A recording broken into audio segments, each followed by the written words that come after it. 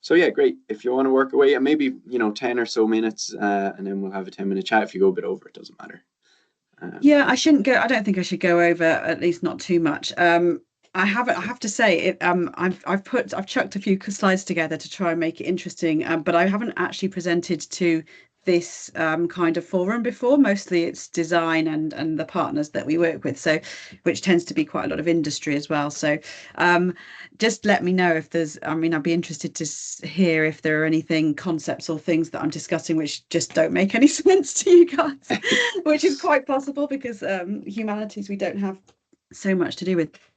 Um, I'm going to talk to you today about, I'm going to talk a little bit about my approach, and then a specific project, which I think, especially considering the what you've been talking about, online resources and all the sort of community engagement, things like that, might be quite interesting for this group and this whole initiative.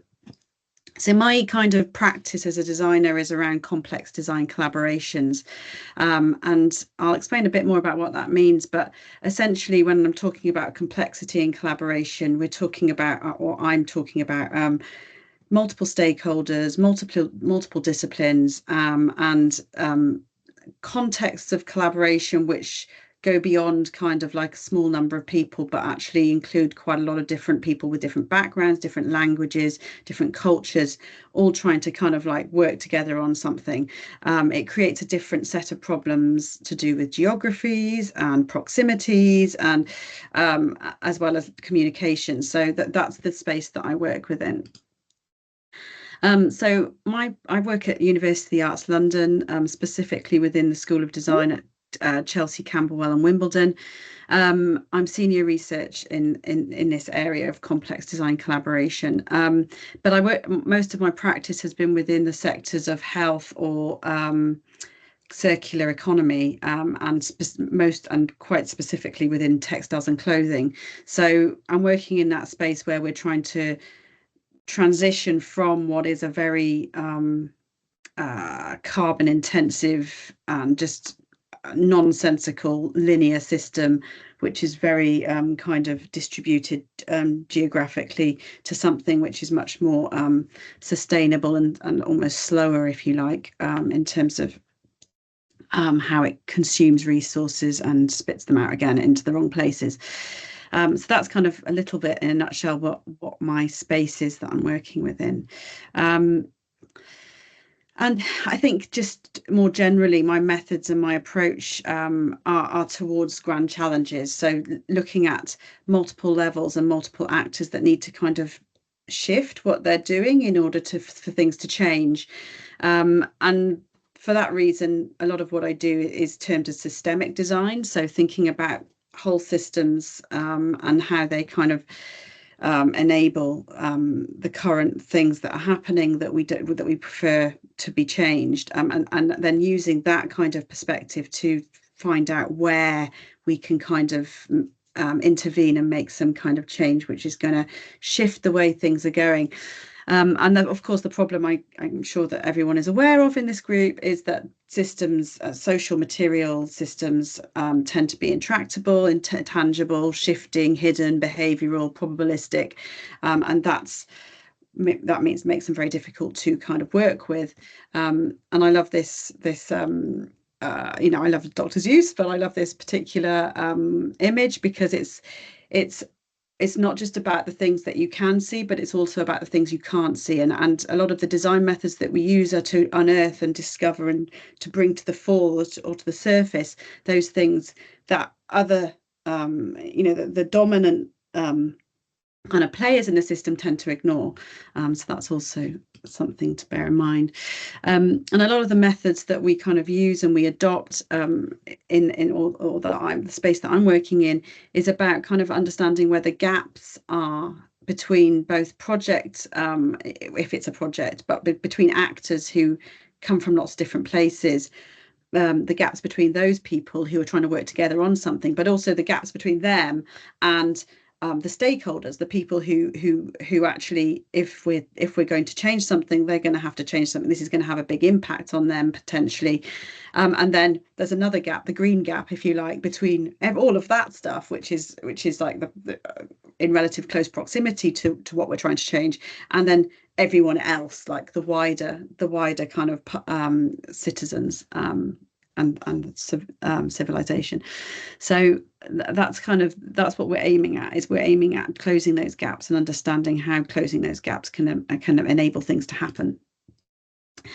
And more recently, I'm kind of thinking about this as systemic translation. So we're using design methods to translate between these different sectors, but understanding that involves potentially the whole system, you know, whether that's vertical translation between research to systems, or whether it's horizontal translation across disciplines. Actually, we're trying to define projects where we get the system in the room, and that means including within these projects all of those different gaps. Just to give you a sort of like an overview of how I'm thinking about this. This is a review of a project. This was a sketch that I did, a review of a pharmaceutical project which was aiming to bring in technologies which were kind of both more sustainable and more socially relevant, particularly in the global south. And this is just a map of all of the things that we did, all of the methods that we used, the people we interacted with, and there's actually a more complex, another layer to it, but it's just on the page, a headache, so I didn't put it in there. But yeah, it's complex. I mean, I think the thing is to say is there's complex interactions between the methods to actually address complex challenges. I was going to skip over this, but I suppose one thing to say about design research is it is practice based. So a lot of the way that we work is like bricolage. We're bringing in things and we're adopting things to address a context. So it's not like we always use this, but I think this is something that I've observed in this group, is that is also something that practitioners and researchers in this space are increasingly doing, that we're not so much saying this is our theoretical framework and this is how we're doing everything. It's more like actually these challenges are forcing us to be more flexible, to adopt and adapt our methods to the space. I don't know if I have to go into this. I haven't really got time, but yeah, some of the methods that I'm looking at and some of the theoretical kind of framing that I'm working on is about how we kind of increase proximity when expertise tends to be geographically distributed, but also distributed in terms of how we understand one another, the languages we use, and then how we can use kind of different almost forced proximity to enable people to work together more collaboratively. And I think that the other thing that we're kind of really interested in is how we can build capacity to increase our contribution to impactful research in design research. So we're wanting to, within, well, not all the whole of design research, but a lot of there's sort of definitely a significant movement of design research wanting to engage with more humanities, social sciences, and also physical and physical sciences as well, to kind of, so that because we recognize that actually that's where the evidence lies, and we need to kind of collaborate more with other disciplines to enable things to happen, but also recognizing that design has a really important part to play. So for example, this is a project, this image that I'm showing you here was again from this pharmaceuticals project, and what we did was enable through our creative methods, enabled scientists for the first time to actually talk to families about genetically modified plants, which they'd felt very, very reluctant to do beforehand, because they felt that the public would just go, it's GM. But when we were able to kind of actually do some really in-depth research with stakeholders and with patient groups, we were able to kind of unearth what the sort of benefits of some of these technologies were, and actually raise up, but without kind of burying, but just raise up that question of what are our fears and our concerns around these technologies. So this is the project that I wanted to kind of highlight to you. I'm just going to go into a little bit more depth about this project, but first of all, if it'll work, I would love to show you this animation, because Bio-based, local, and circular are 3 approaches which together can make textiles and clothing more sustainable. In a bio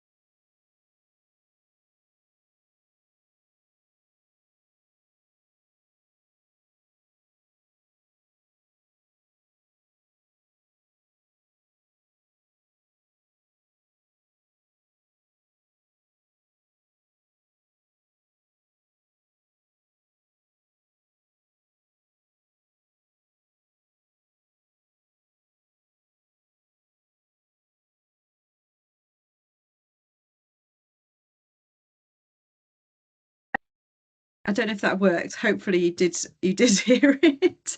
No, that was perfect. I just did it muted you work? at the start because it was just coming through twice. So. Oh, okay, great, thanks. I didn't realize that was going to happen. Thank you for doing that. Yeah, so that's the project. Gives you a bit of an idea of what it's about. But within this project, like that's the end. That's kind of like the we're just finishing the project. That's at the end of like 4 years of like really hard graft with stakeholders from pretty much the whole system within one project, and we had to use quite a lot of different methods. For example, we used a lot of what we called experiential dialogue, so like actually using materials to enable different disciplines to understand one another. It doesn't really work if they just talk at each other, because you need something tangible like a boundary object, which we created this materials collection for that purpose, to enable different people to talk together and to kind of understand their differences, but also what they want to do together. We did a lot of community work because you can't do transition without communities, right? So we had an existing community called TCBL, and they really supported and enabled a lot of this community work. For example, we did workshops in Iași, Romania, Antwerp, Arles and France. This one was in San Lucio in Italy. We did the UK, yeah, because of the distributed and the large nature of this, there was a lot of mediated kind of work with these communities, but we were able to kind of leverage those relationships to enable some of these resources to be kind of made available more widely through the hub, which that video kind of talked about just then. We kind of used these, or the material that these communities helped us to create, to build the resource hub. So this was a mapping that was done with the San Lucio community, which kind of was very systemic. So there was all sorts of things in there which they felt needed to be in place to enable these kinds of local circular and bio-based ecosystems for textiles. And then we did things like translate those into games or things that we felt like people could do in other communities, just to kind of almost mobilize that knowledge from one community to another. So this was a game where you had a set of cubes and you throw them, and it kind of creates a scenario to kind of start from. So like create a story based on these different things, which we tested with other communities. And then we put it all within this hub, which has got sort of 40 of the little cards that you see on that screen. There are 40 of those, and they relate to the whole system. So they relate to technology, they relate to sort of more local authority and regional development type questions, creative tools, services.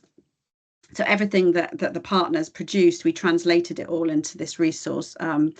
Not at the end of the project. We actually went from the beginning of the project. We started engagement right at that point with the partners to understand what they were doing. Then we took those questions and those ideas to the communities, and we actually used the community engagement to come back to the project and inform how the scientists, the brands, the designers, how everyone was developing their knowledge. So it was a fully integrated and guided process. It wasn't like, oh, what has everyone done at the end, and let's translate that into a resource. So in terms of impact, I just wanted to say that actually this has been really a learning curve for me, but the fact that TCBL were involved in the project from the outset and built a community around the project, so a stakeholder community around the project, means that the resource hub itself has a ready-made place or group of people who are ready to kind of use it and take it on. So it's not just at the end of the project we have something and then it's kind of, you know, whatever happens with the EU projects, it comes at the end and it's kind of like left to kind of until someone decides that no one's using it and it gets turned off. So TCBL actually will host it as part of their growing resources for this community that they already are kind of serving. This is just their network is across Europe, and that's it really. I'm open to any questions. I don't know what I didn't, you know, what you guys are interested in. I can kind of talk more about.